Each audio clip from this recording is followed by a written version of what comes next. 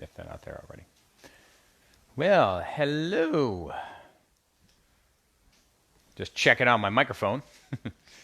I had it working before. Welcome back, everybody. It is Wednesday morning, 11 o'clock, June 10th. It's time for another martial arts workout with Sensei Dave from the Mandel JCC. As always, the first few moments of the video are waiting for people who are going to watch live to join in. So if you're watching this video after it was recorded, feel free to skip ahead until you see the bow in. And also feel free to make comments during or after while you're watching or after you watch so I can know that you did. For those of you watching live, welcome. Let me know you're here so I can say hi. And Miss Farah will watch and let me know that you're there. Because she's behind the camera. Ooh. In the meantime, go ahead and get your body moving. Get yourself loose. You know, I did want to talk about something before class started. You may have noticed for the last few classes, I'm dressed a little differently. I'm wearing shorts and a t-shirt. There's a couple reasons for that. One is that it's getting a lot warmer. And since I'm doing class in my house, I want to make sure I'm nice and comfortable and cool, which is something you should do when you practice your martial arts. But you might have noticed in other days I was wearing the more traditional martial arts uniform with a belt. So I always practiced with that uniform in the old days because it was a way of protecting other clothes. There's a tradition, which means that you're doing something that the folks who originally taught it used to do, and you're trying to sort of copy them, and you're honoring that by dressing in a different kind of outfit, but also because it's made of tougher material. So if I'm practicing with a partner and they grab my shirt, well, they won't tear a shirt that I like, right? There's a sturdier outfit on there that won't get messed up. But I'll say that when you practice a martial art, you should practice wearing different kinds of clothes, right? I mean, if you think about it, if you ever had to really use what you learn, you're probably not going to be wearing a nifty karate outfit, right? You'll be wearing your regular clothes. Maybe you'll be dressed like me. In any case, make sure you're comfortable. Make sure you feel like you can move around because that's what's important for us. Today's class is going to be a little bit of a warm-up. We're going to talk a little bit about something we talked about way at the beginning when Sensei first started teaching classes online, about having gratitude. And I think that I'm going to come back to that lesson again because, you know, after all this time, I realized there's a lot of things to feel thankful for. And I want to talk about that a little bit. Then we'll work out. We'll practice some of our basic moves, our blocks, our half mooning, some kicks. And maybe we'll talk a little bit about how to stretch after we're done because, boy, I've got some sore muscles today. So, you show me how you do front position. You say knowledge in the mind, honesty in the heart, and strength in the body, and then bow. Okay, so let's get a little bit warmed up. Now, if you have something around, a pillow, or maybe a stuffed animal, or something that you can hold on to, go ahead and grab it, because we're going to use one for part of our workout. I actually happen to have over here one of my karate pads, right? We call this a focus mitt, little square pad. You could use a pillow, like I said, a stuffed animal. Make sure it's one that you don't mind dropping on the floor, okay? All right, so let's start out with our first warm-up. This is called the rock drop. So I'm going to stand with my feet really far apart. Now remember, when we're warming up, do something kind of easy to start, and then you can make it harder as you go along, okay? So the first couple I do will be kind of easy, and then when my body gets warmer, I'll do them faster with a little more power. So remember, a rock drop is lifting up whatever you're holding and then dropping it on the ground by bending your knees and making a loud noise like that, right? And then you pick it up and you do it again. So we go, boom. Oh, this bounces. Bounces right back up in my hands. That's pretty cool. So you drop it down and then pick it back up. Just like that. Pick it up high, drop it. Pick it up high, drop it. pick it up high, and drop it. And if it doesn't bounce back, just wait for it to stop before you pick it up. Remember, I'm starting light, not doing my heaviest ones yet. Now, one thing I want to tell you about this while you're taking a little break is that your body has to stay loose. If you watched my class Monday, we talked a little bit about different ways of moving, right? Sometimes we can move and we can be very stiff, but when we practice our warm-up especially, we want to make sure we're nice and relaxed. So when my arms go up, they're very floppy and loose, up. And when I drop my body down, I'm doing it loose, right? I just let my arms fall, and I let my pad fall like that. Woo-hoo. Now let's try that a little differently. Can you do so pick up your pad, do your rock drop to one side, and then if you need to shuffle over, pick it up, then bring it up and do it to the other side. Pick it up to one side, pick it up to the other side. I might grab something different because this is bouncing around too much. Here, let me do it with a pillow. I've got one right here. So if I do this with my pillow, oh yeah, that's better. It doesn't bounce so much. Drop. Now, I'm going to tell you a secret, or maybe it's not a secret. I'm doing a lot more work to make my legs stronger these days because, do you remember, I had that surgery on my hip. It's not quite a year ago now, but it's getting close. So I'm really starting to feel better about it. So I'm making my focus training my legs. And the reason I bring that up, just a couple more, one more, is because when you're practicing things, you will probably notice that some things that you do are easier, or you feel stronger, or you're pretty good at them. So what you should do is keep practicing those things, but look for the things that you're not so good at. What are the things that I don't do very well?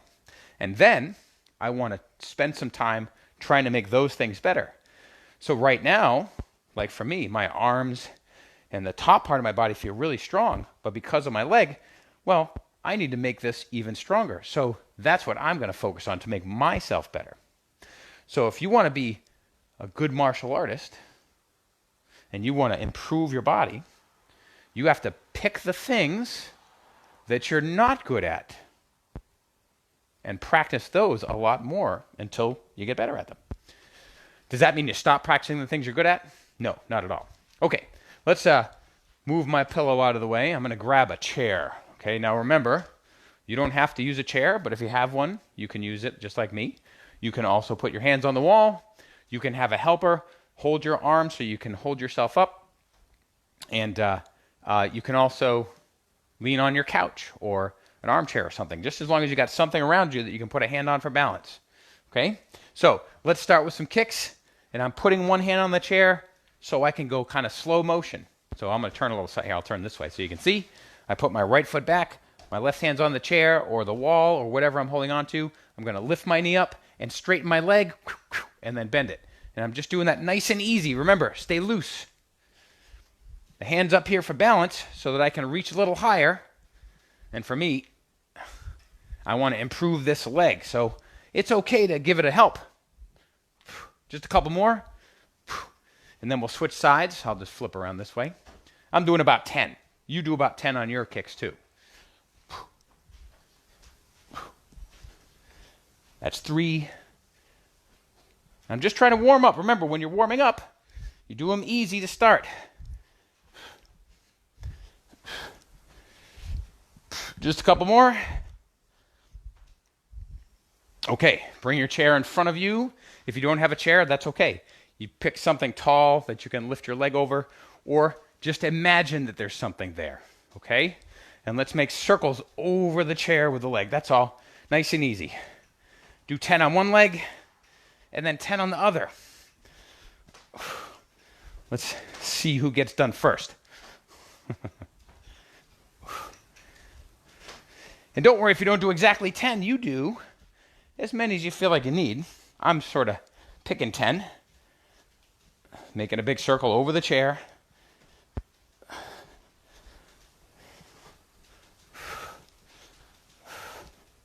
All right, good. That feels pretty good. Let's see, I've got something new for you. So I'm going to move everything out of the way so I have a nice clear space. Now, if you've ever gone dancing before, there's a move called the grapevine. Grapevine is when you do this. You step behind yourself like that, right? You go boom, boom, just like that. See how I step behind myself? Well, in karate, I'm doing it slow. See, one foot goes behind me, and then I'll step out. Then I bring that other foot behind me, and then step out, okay? Can you do that? We need this because this is a good way to lead into some of your side kicks and other kicks that go sideways. So I'm going to take that same move and go bigger. So I'll go into a horse stance. I'll get nice and low. And then I'm going to go like that. And then I'll go. So try it with me. Step behind yourself. See how I'm all bent up? My legs are all bent. And then I stay out. If I stay bent like this, does that make it more work for my legs? Or is it less work for my legs? And if you are saying more work, I think you're right. So that's what we want, right? That's what I want, to make my legs stronger. I'm going to make things harder on myself, not easier. So keep going. Low and slow. Low and slow. What if I wanted to make this even harder? What could I do? I could think of two things right away. One would be to try to go even lower. Oh my gosh. Yep, that's definitely a lot harder. Notice I'm trying to keep my body straight up and down too. I'm not bending forward like this. Yep. Or, here's another way. I could hold something really heavy. And then I could do it. Let's see. If I look around my house, because I do exercise, I have heavy things in my house. I don't know if you've got something heavy that you could carry. I have some weights, like these things right here. These are dumbbells, and each one of these weighs 15 pounds. So together, that adds up to 30 pounds. So what if I was doing it like this, right? Holding these weights. Oh, wow. Oh, that's much harder. So do you have something heavy you could carry? Don't make it too heavy because I don't want you to drop anything on your toes.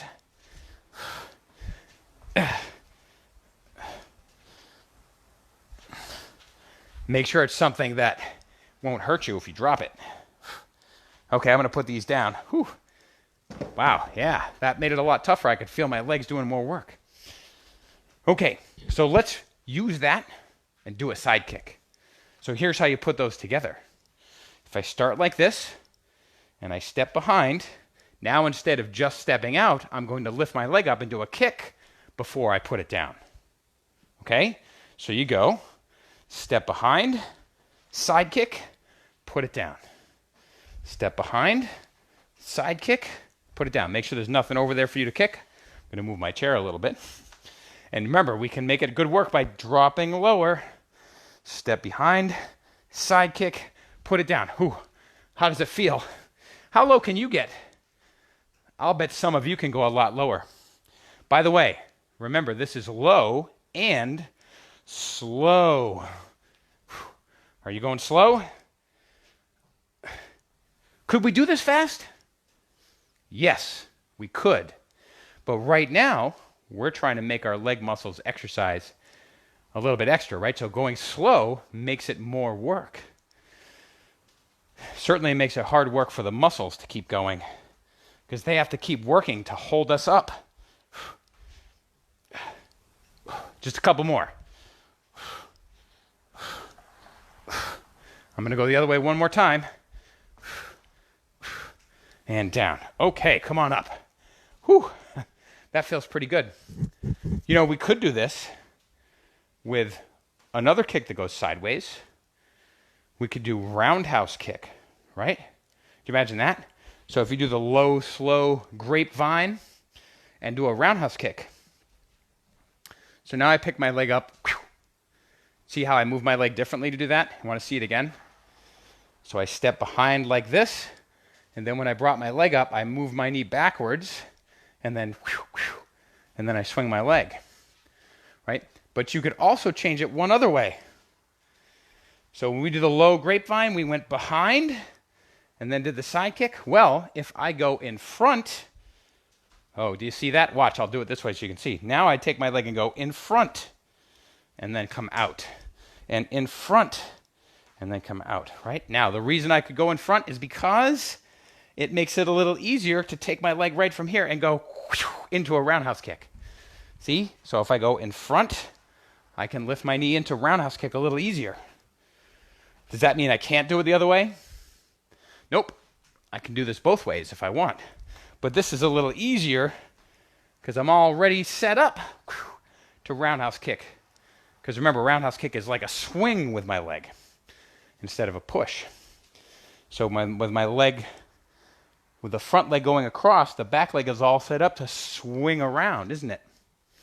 Can you feel that? Can you feel how moving in different ways makes your body feel more ready to do some moves, and maybe other moves won't be so easy, okay? These are things we'll practice more as we do this, okay, as we go along. The more you practice the martial arts, the more you study, you learn about your body, you try to figure out, gee, what's a better way to move to make something easier? When I'm exercising and training, I want to make things harder. When I'm practicing my moves and trying to learn how to make them work, I want to figure out how to make them easier. Gee, Sensei, that's weird. That's like the opposite thing happening in two different ways. Sometimes I want things to be easier, and some things I want things to be harder. That's interesting, isn't it? When you're training and working to improve, it's usually hard work. But you do all that hard work so that later on, when you have to do it for real, it isn't actually as hard to do, right? At least in some ways. Maybe the moves aren't as hard to do. Your body is strong and fit, and then it's able to do it more easily. Okay, let's practice 2 more moves, and then we'll have a little talk, and I think we'll be done for today's class. Okay, so the next move is the footwork we do when we do 1 pinion or 2 pinion, and some of you may remember, that's called the half moon. So, half moon, and this is just a way of walking around the room. Spread your feet apart, nice and far, bend your knees a little bit. Always keep your knees a little bent. Remember, I'm kind of focusing on my legs today, so I want to think about how I move them. Now, I've got 1 foot in the front and 1 foot in the back. I'm kind of imagining 1 foot is in the corner of a square, and the other foot's in the other corner, the opposite corner. And then what I'm going to do is slide my back leg forward, and then I switch, right? 1 foot's in, now my other foot's in the opposite corner, and then slide it forward and switch. But can you see? Watch how my foot goes. This is why we call it a half moon, because my foot draws this sort of half circle in the ground. It doesn't just slide straight forward like this. See that? Oh, back up. Instead, it does this little scooping circle move like this. And by the way, it works the same if I go backwards. And I'm just sliding my foot along the floor right now to help me remember to make that shape. Circle, circle, little circling move. Are your knees still bent while you're doing this? You know what else is happening when I do this? See how my body is kind of sliding back and forth? Yeah, it looks a little bit like ice skating, doesn't it? All right, back up. So I want you to work on half mooning, right? Doing the half moon walk. That's different than the moonwalk. I'll bet you some of you don't even know what the moonwalk is. Maybe someday I'll show you. Okay, so half moon. The second move I want to work on are your blocks, your 4 basic blocks. So we know these blocks by their direction. Your blocks can go outward. That means they start on the inside and they go out. And I can do that with both arms, right? I can go out with one arm, or I can go out with the other arm. Then I can go the opposite of that. I can go in or in. What other directions are there? Up and up, if you said that. And then the last one is down and down. Okay, so remember your blocks just like that. It's just four blocks. Outward blocks, inward blocks, upward blocks, and downward blocks. Now, there are other ways to talk about blocking, but right now, just think about those four, okay? In, out, up, down. Could you do them in a different order? Sure, we could go down, up, in, out, or up, down, out, in, or whatever order we want. But remember the four directions. Out,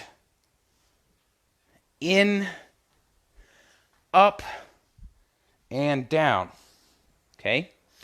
You practice those moves. Half moon, all four blocks with both arms, and then you can work on what we worked on today with the low, slow grapevine. Ooh, I almost forgot what it was called. Okay, let's get in close. We'll finish up here. So I said at the beginning that I wanted to talk a little bit about gratitude. Do you remember what that means? Right? It means the feeling of being thankful for things, right? Are you grateful? Are you happy that you have certain things? Now, you might be happy that you have a thing, like, ooh, I've got this cool clock that looks like a bicycle. You know why I'm happy I got this? Because it was a gift from some very nice people, and I remember that. So whenever I see this bicycle-shaped clock, I remember those people, and I think, wow, I'm really happy that I have those people in my life. I'm not just happy for the thing. That thing reminds me of something else that's really nice. So when you're thinking about having gratitude, are you looking for that? Are you looking for things that remind you of people and things in your life that you're happy for? And if you're doing that, I bet you'll find it. It works the other way too. You know, if you look around for things that make you unhappy, you'll probably find those too, don't you think? Yeah. So we want to practice having an attitude of gratitude, right? That we are thinking about looking for things that make us happy or things that remind us about what makes us happy. And you know, a lot of the times that comes down to people, not stuff. The stuff just lets me remember who those people are. All right, everybody, let's finish up here. I'm going to bow out. I hope you had a good class. I hope that you practice these things. Take them seriously. Remember what we said earlier. Look for the things that you're good at and feel happy, have gratitude about them. But remember to look for the things that you do that you're not so good at and practice those. Put hard work into those things so they can become better too. And then you can have gratitude about how awesome you've become. All right, everybody, front position, knowledge in the mind, honesty in the heart, strength in the body, and bow. All right, I'll see you all next week for class, or actually Friday for class. Until then, you have a great day and enjoy this beautiful weather. Bye.